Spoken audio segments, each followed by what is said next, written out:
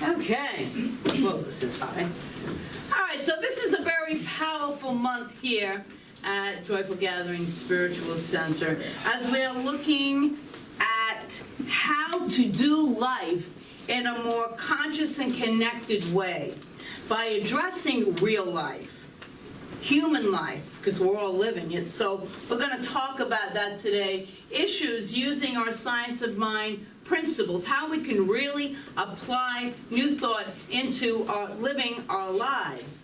And we're adding wisdom from Greg Braden's book, The Secrets of the Lost Mode of Prayer. So last week, a brief reminder, last week we looked at the very first component, the first secret of the lost mode of prayer. Does anybody remember it? Feeling, expression. Feeling is the prayer. We really got into that last week. If you missed it, we're on YouTube under my name, Rev Margaret Palagye, or Joyful Gathering Spiritual Center, because that was a pretty good talk. So in the context of last week, we looked at that secret, and in terms of moving into a place of feeling, truly feeling that whatever it is that we are praying for is already done. Coming from that place, that's a feeling state we want to come from. I shared the example of praying rain, for those of you who are here. Praying rain, not praying for rain. We pray abundance. We don't pray for abundance. This is something I'm working on because this is a big realization for me last week. Because it's even with love. We pray love instead of praying for love. Pray peace instead of praying for peace, because when we're praying for something, we're praying for the lack of it, because it's not present. But if you pray peace, it's present, and you get into that feeling state of peace. What does it feel like to be peace? And breathe into that. We empower our dreams and our desires by praying in this way, because we're praying for what is, not what isn't. You understand that? The whole thing with that FOR is amazing. It's just so cool. I love that. And I'm still working on it. So you might hear me say I'm praying for, so just correct me. And we talked about how it really isn't a secret in religious science, because Ernest Holmes wrote in the Science of Mind textbook this: feeling is at the center of the universe, and when reflected through our consciousness, sheds its glow wherever the thought travels. It's about the feeling state. Must have the feeling state powerfully with the thought, and then manifest. And then you truly manifest what it is you're feeling. Because you ever pray and you got this uneasy feeling within you and you're still praying anyway, which is fine. Sometimes we must do that. You can always pick up a phone and call a practitioner for prayer too. But you're not really going to get what you're praying for. You're going to get what you're feeling. In New Design for Living by Ernest Holmes, he wrote this: the word we speak, the idea that we declare, the thought we desire to become thing, must be virtually known and experienced in every corner of our mind, and be vibrantly felt with every part of our feeling. And while we know this intellectually, we have to move into this importance of actually feeling it in our hearts. Because in the heart there is, we're going to talk about hearts today, there is no judgment in our heart, but there is pure intelligence in our heart. Our topic today is based on the second secret of the lost mode of prayer by Greg Braden, and it can be a little heavy. Although we will do something amazing at the end to bring it back up, because you'll see. It's really, well, anyway, it's kind of like a heavy topic, because we're going to talk about hurt and pain. But to just lighten it up, I have a really, really bad joke to tell you. So just bear with me on the joke, because I thought, leave them with a few laughs before you go into it, right? You ready? Okay. So a lady goes to her priest, And she tells him, Father, I have a problem. I have these 2 female parrots, but they only know how to say one thing. What do they say? The priest inquired.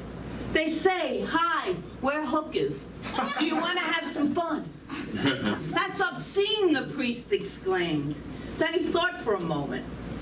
You know, he said, I may have a solution to your problem.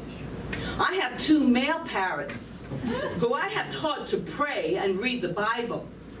Bring your 2 parrots over to my house and we'll put them in the cage with Frank and Jacob.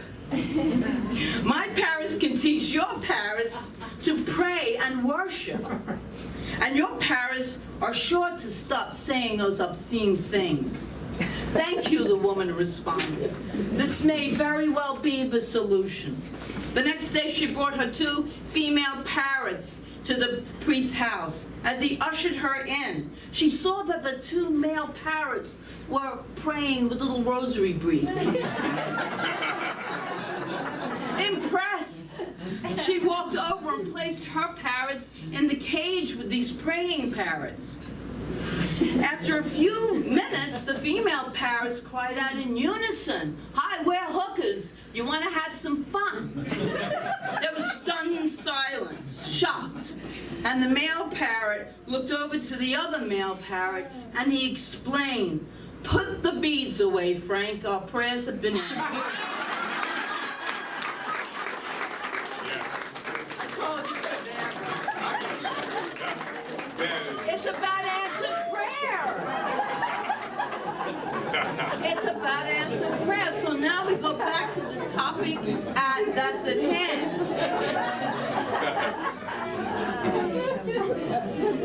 So the topic is today,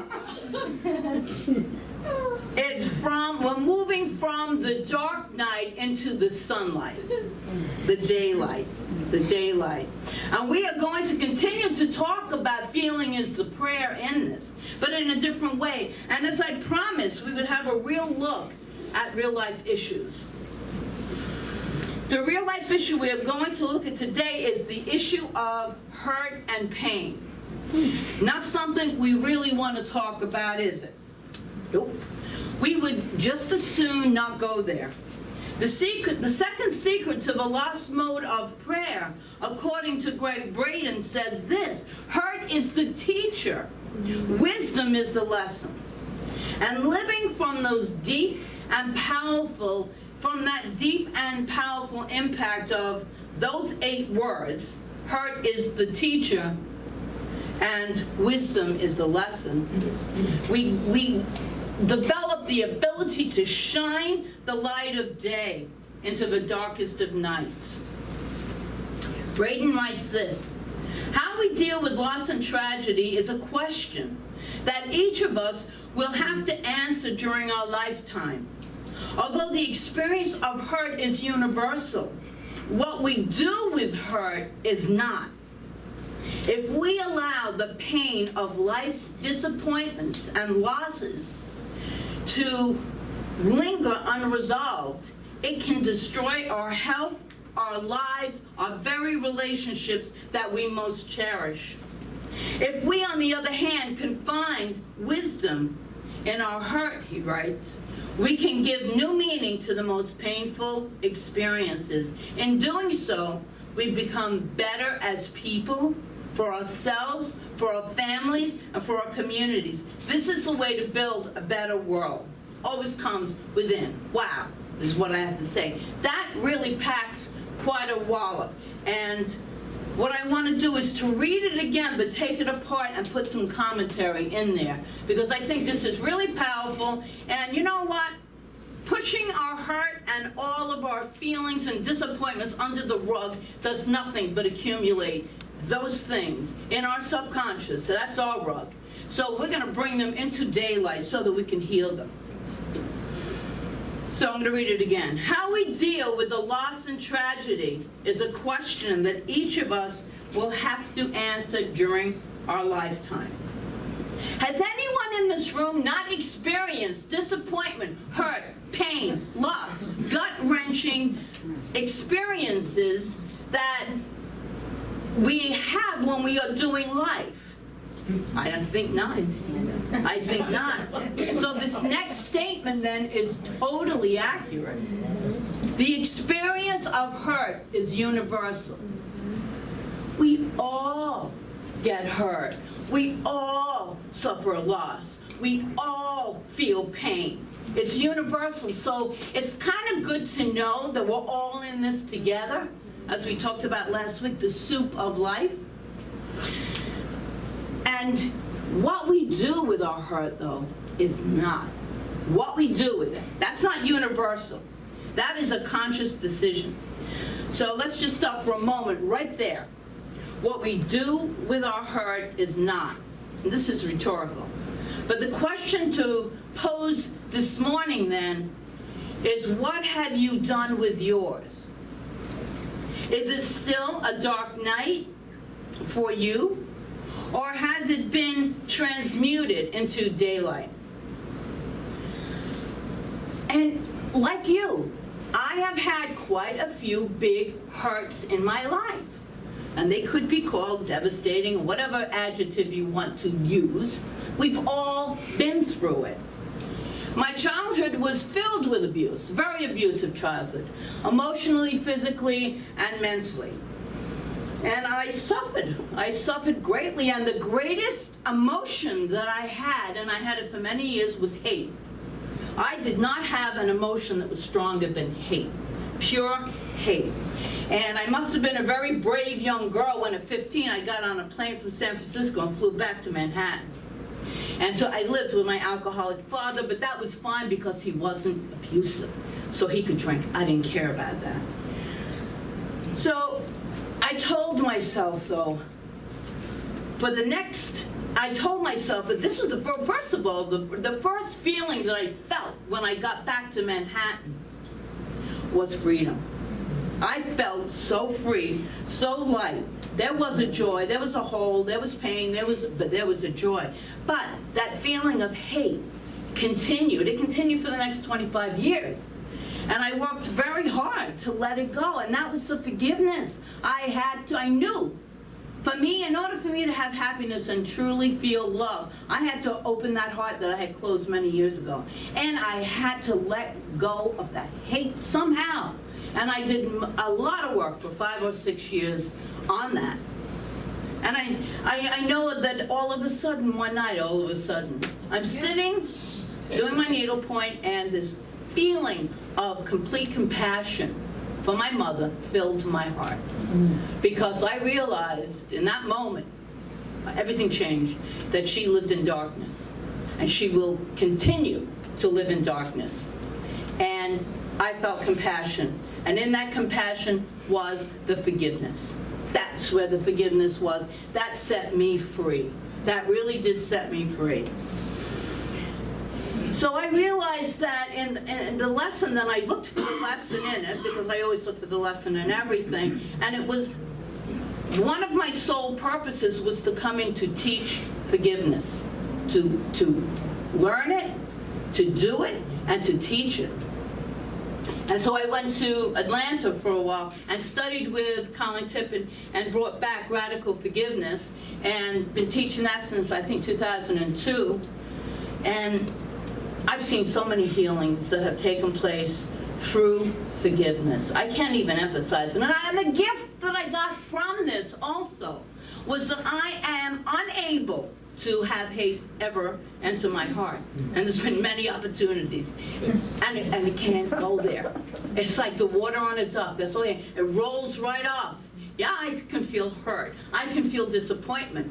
But that hate and to hold on to resentment, it's gone.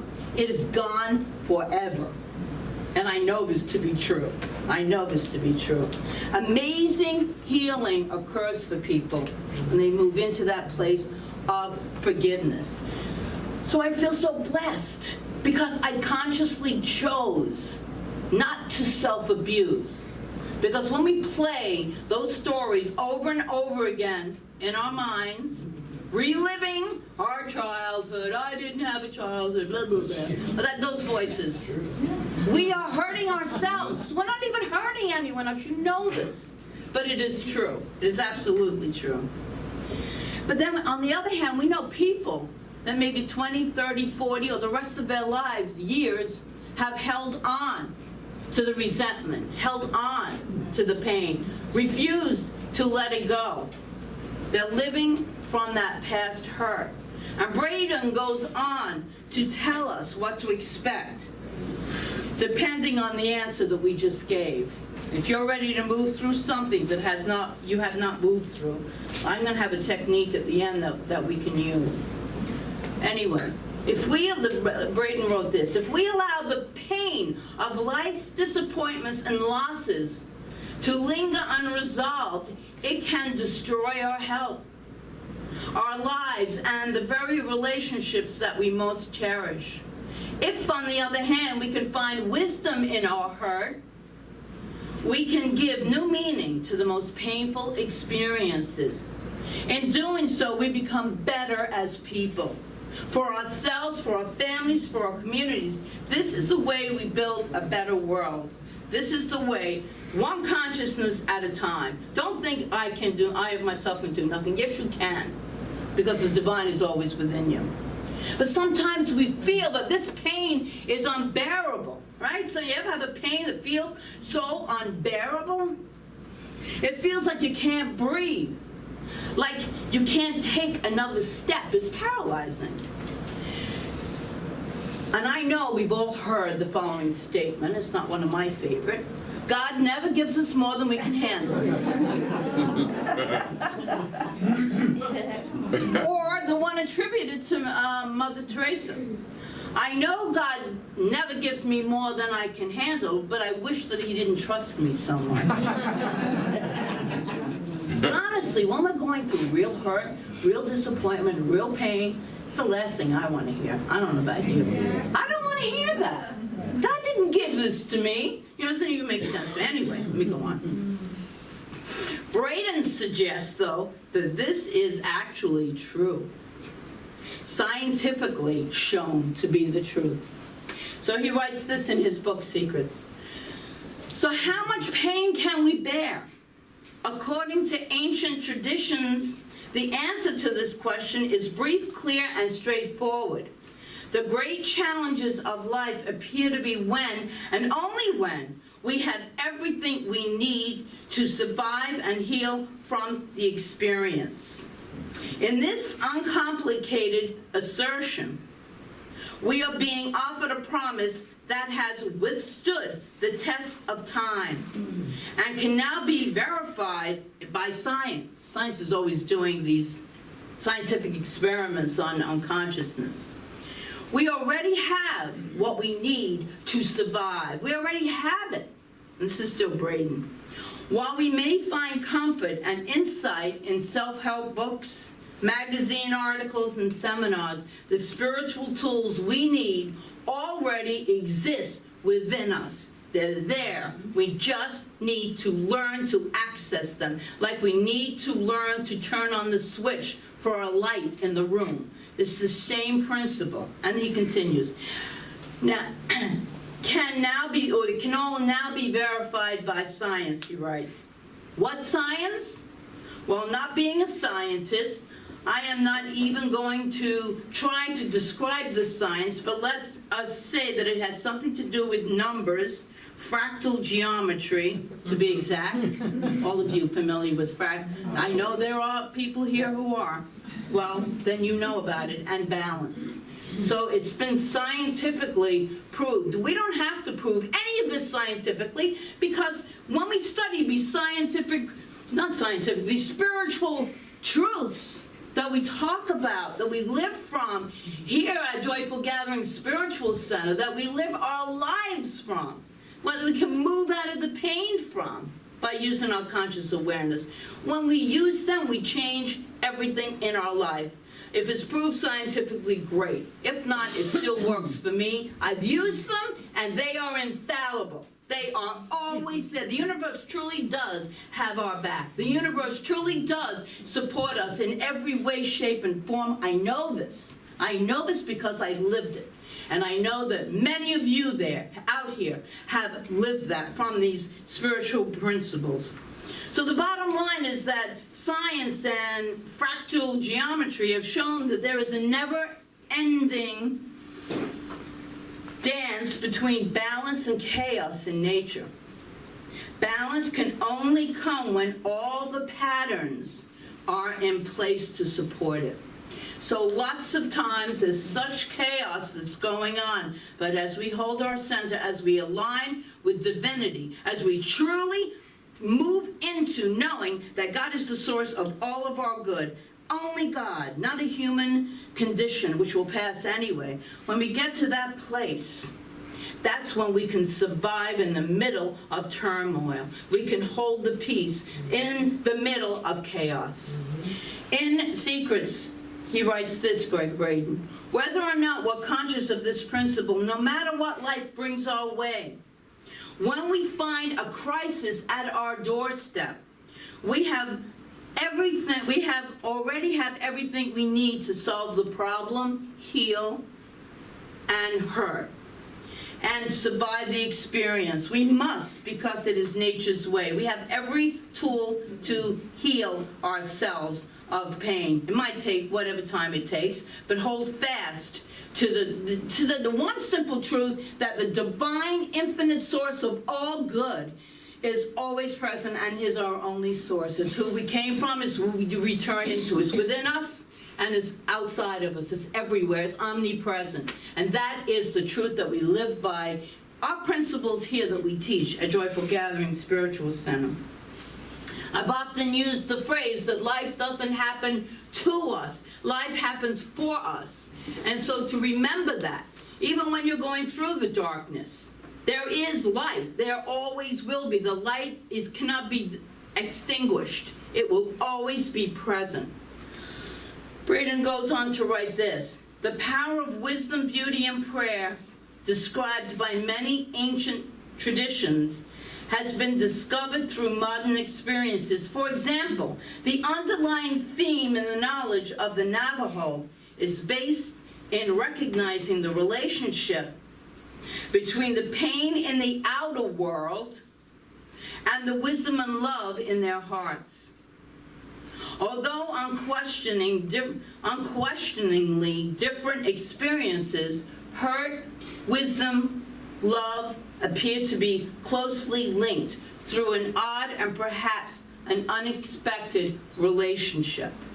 Through our hurt, we're shown our capacity to feel. From our hurt, we're shown our capacity to feel. The deeper the hurt, the more powerful the feelings. This is what he's writing. In our deepest feelings of pain, we discover the depth of our capacity to love. And yes, that's true. I got God bumps all over my body. Yes, I believe that is so true. Not that we need to go through pain constantly, but if it shows up in our lives, we don't plan, well, mostly we don't plan it consciously. I don't wake up every morning and say, I'm going to have a rotten day today. I'm going to have everything painful and hurtful take place. You know, we don't do that. We've learned to get up and say, this is a beautiful day that the Lord has created, and I will live my life in gratitude and joy, and we go on, which is good. Because if we wake up with the other frame playing, you know, we're going to create that. So just bring ourselves back to the breath. Always the breath. And there it is. The wisdom in our deepest feelings of pain. The wisdom there. We discover our capacity to love. Got to open that heart that we might have closed up to protect it. And we've done this unconsciously, usually as children. Usually. Simply put, hurt is the price that we sometimes pay to discover that we already have the love we need within us. It's already there. We can heal ourselves, we can heal others, we can heal the world through that, accessing that love within our heart. Sometimes merely knowing the relationship between wisdom and hurt and love, see, there's a relationship, is enough to catapult us to the other end of the extreme of healing. But if it isn't, I want to offer you something, and a lot of you might have heard of heart math. Really phenomenal stuff. I love heart math. And I'm going to do one of the briefest explanations, and it's all about creating a conference between the brain and the heart, between thought and feeling. Since the heart has now been proven to have brain cells, it has intelligence, I would like to say. It has intelligence, more intelligence than our thought system. This heart, this is where love is in my thinking, in my feeling, in my knowing. The love of God, I feel it here. I don't feel it here. I have the thoughts here, but they must attach to a feeling. So the feeling part right here, we have access to the wisdom, the intuition, the physical healing. In a simple but profoundly powerful 3-step process, we can build the pathway between the head and the heart to create the resonant field. So today we're going to create this resonant field. And I invite you to take this wisdom into your heart. I'm going to do this. So